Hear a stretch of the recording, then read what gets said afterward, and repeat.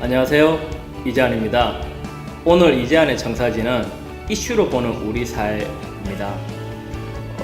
다양한 사회 이슈들을 주제로 패널 분들과 대화를 하면서 보다 나은 사회의 모습을 제시하고자 합니다. 오늘은 초대 손님으로 김봉균 변호사님을 모셨습니다.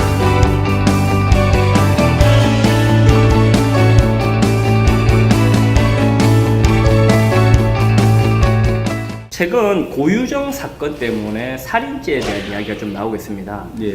근데 제가 오늘 이제 다룰 이슈는요, 거제도에서 일어난 묻지마 살인에 대해서 이야기를 해봅니다. 실제로 이 사건을 취재한 기자분과 개인적인 친분이 있어서 사건의 전말을 제가 알고 있는데요. 얼마 전에 이 거제 묻지마 살인 사건의 2심 판결이 난 걸로 알고 있습니다. 20년형을 받은 걸로 알고 있거든요. 예, 맞습니다. 근데 이게 제가 봤을 때는 좀 너무 적지 않냐.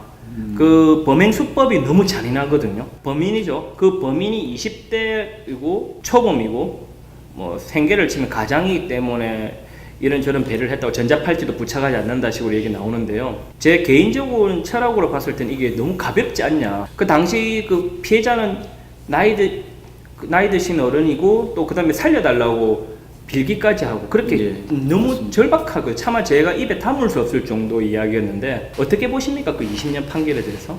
20년 판결이 나오게 된 경위를 먼저 살펴보면은 법원에서 이야기하는 양형 기준이 있습니다. 예. 그 양형 기준이 한 5가지가 있는데 네.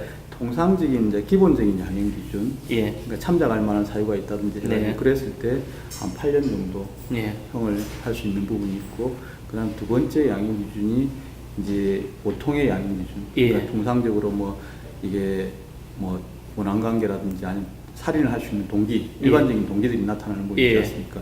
채무관계에 있는데 뭐 어떻게 했다든지, 평소에 원한관계에 있다든지 다툼이 있다든지 이런 부분 때문에 울컥해서 격분에 의한 살인, 이 같은 게 이제 중간 단계 한 10년에서 12년 정도 형량이 나오는 단계가 있고요.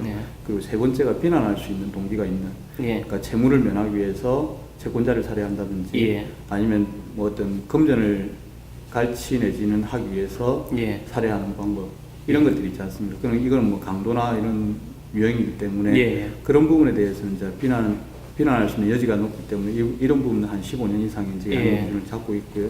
그 뒤에 이제 좀 더 강하게 그러니까 처벌할 수 있는 내용이 중대범죄와 결합되는 부분도 있어요. 그러니까 강간이라든지 뭐 이런 것들 하고 그런 걸 하는 과정에서 사람이 살인까지 이르게 된 경우, 그 같은 경우에는 한 20년 정도까지 나옵니다. 그리고 지금 진주에서 이번에 전염병 환자가 살인을 했던 그런 것 같은, 그러니까 어떻게 보면은 불특정 다수라고 볼 수도 있는 여러 사람들을 방화를 한 상태에서 사람들이 뛰쳐나올 때 무차별적으로 흉기를 휘둘러서 사람을 살해하는 것, 이 같은 경우에는 최고의 어떤 양형 기준을 가지고 하는데 보통 25년 정도 이렇게 보시면 되거든요. 이게 살인죄에 있어서는 유기징역으로 봤을 때는 형량이 이렇게 이제 양형 기준을 잡고 있지만 대부분 배고형은 4년까지 있고 그 중간에 무기징역이 또 있습니다. 하기 때문에 뭐 이 형 자체가 낮다라고 하는 판단은 무기징역이랑 사형이 안 나왔기 때문에 낮다라고 할 수 있는데, 현재 대한민국에서의 법원에서 운영하고 있는, 그리고 양형위원회에서 하는 이 양형 기준을 따랐을 때는 제 개인적인 생각과는 좀 다르지만 어쨌든 20년이면은 좀 적정하게 나왔다라고 이야기는 할 수 있다는 거죠. 이제 변호사님께서 말씀하신 것도 있지만은 이제 개인적인 사고로 보시면 저도 개인적으로 봤을 때는 이걸 거제 사건 같은 경우는 묻지마 살인이라고 볼 수가 없다는 게 일단 계획적인 범행이었고, 아까 진주도 말씀하셨지만 아파트 단지 내에서 주민을 상대로 특정이라지만 불특정이라지만 어떻게 보면 같은 아파트 단위의 특정을 했다고 좀 볼 수 있거든요. 이 아파트 내에 있는 사람들 중에서 남성들에 대한 피해는 없고요. 그렇죠. 여성들, 자기보다 좀 힘이 약하거나 만만한 사람들을 상대로 한 범행이었거든요. 그래서 저는 특정이라고 보거든요. 계획적이고 어떻게 보면은 계산된 그렇습니다. 살인이라고 볼 수도 있는 거죠. 그렇기 때문에 거기다가 또 많은 사람들, 이게 상황 자체를 방화를 지짐으로 인해 가지고 상황을 만들었지 않습니까? 사람들이 나올 수 뛰쳐나오는 상황까지도 유도를 했기 때문에 계획적이고 잔인하고, 그리고 아주 고도의 계산된 방식에 따라서 이루어진 살인이라고 볼 수 있는 거죠. 거기다가 피해자가 여럿이 있기 때문에 아마 진주 방화 살인 사건 같은 경우에는 형량이 상당히 많이 나올 걸로 예상을 하고 있습니다. 한데 지금 이거는 진행 중이기 때문에 지켜봐야 예. 될 문제고, 사회자님 지적하신 대로 통행 같은 네, 경우에는 그제, 예. 이 내용도 어떻게 보면 계획적이고, 그리고 자기보다 약한 사람에 대한 어떤 범죄이고요. 그리고 충분히 사망을 할 수 있는 내용도 인지를 하고 있었습니다. 예. 인지를 하고 있었기 때문에 일단 이 경찰에서는 상해치사를 의율을 해서 검찰로 송치를 했지만, 검찰에서 수사를 좀 더 해가지고 살인죄로 기소를 했던 부분이고, 예. 그래서 1심에서 2심에서 20년형이 나왔던 부분이거든요. 예. 물론 뭐 대법원에서 확정이 될 가능성이 크지만, 예. 그래도 지켜봐야 되겠지만, 어쨌든 계획적인 살인에 의해서 반성이라든지 이런 것들이 없는 걸 감안해서 20년을 했다라고 보는데, 이게 우리 국민들의 법 감정이나 어떤 느낌, 예. 법에 대한 정서라든지 이런 예. 걸 감안했을 때 어떻게 보면 상당히 낮은 거죠. 이게. 저는 사실 되게 낮다고 보는 게, 그 사건을 취재했던 이제 통신사의 K 기자분과 좀 대화를 좀 많이 나눴습니다. 이 사건을 가지고. 예. 너무 가슴이 아프고 잔혹한 거죠.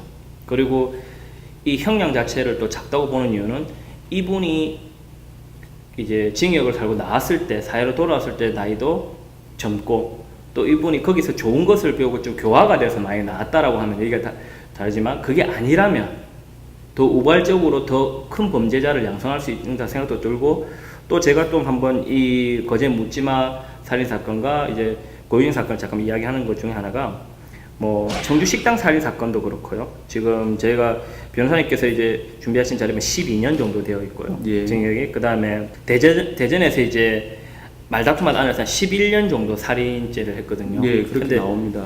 전반적으로 우리나라가 살인이라는 것에 대해서 좀 관대한 게 아니냐.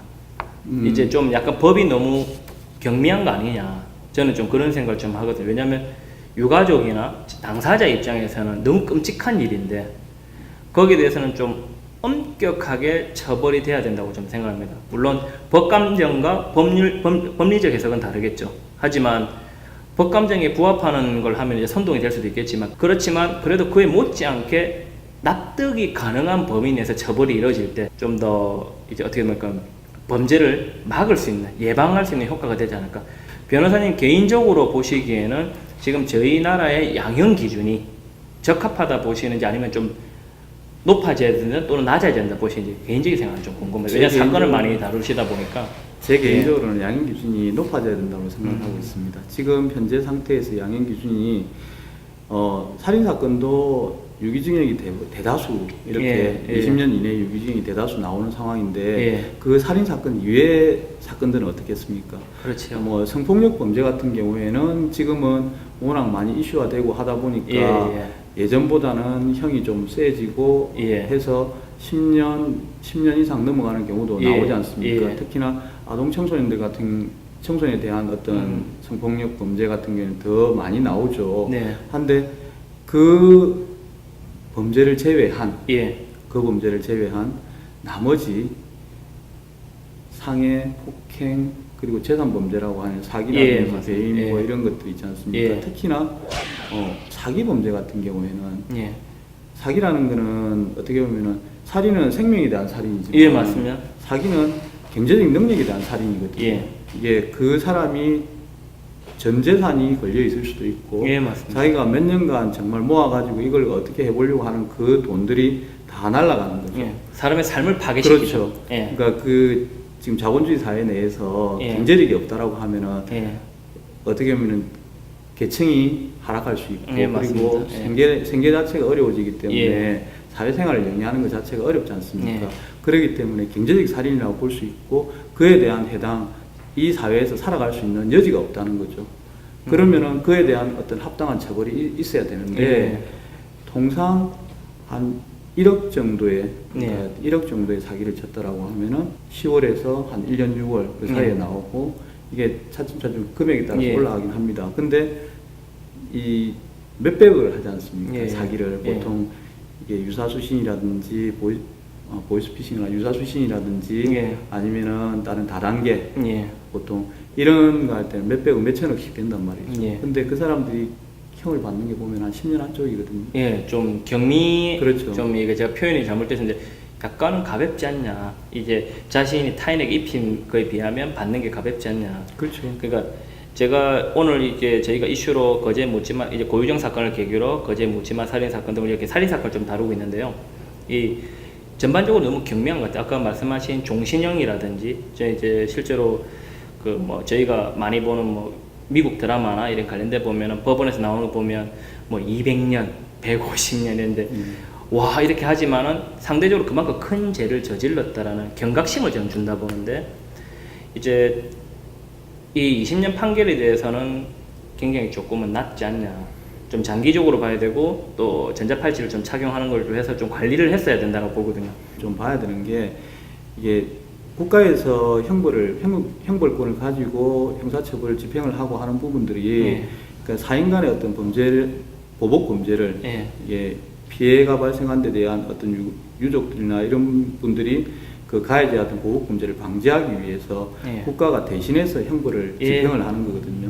그렇게 해야만이 이게 또 다른 범죄가 계속적으로 양산되는 걸 막기 위해서 하는 부분인데 그러려면 최소한 유족들이나 피해자에 대한 어떤 법 감정 그리고 피해에 대한 감정들이 고려가 돼야 되는 부분인데 네. 물론 그분들이 생각할 때 뭐 사형을 시켜도 모자라겠지만 그렇다고 해서 너무나도 유기징역을 20년 이내에 유기징역이 나온다라고 하면은 또다시 사회로 복귀했을 때 어떻게 할 거냐까지 생각을 한다면은 이게 적정한 양형은 아니라고 보여지는 거죠. 예.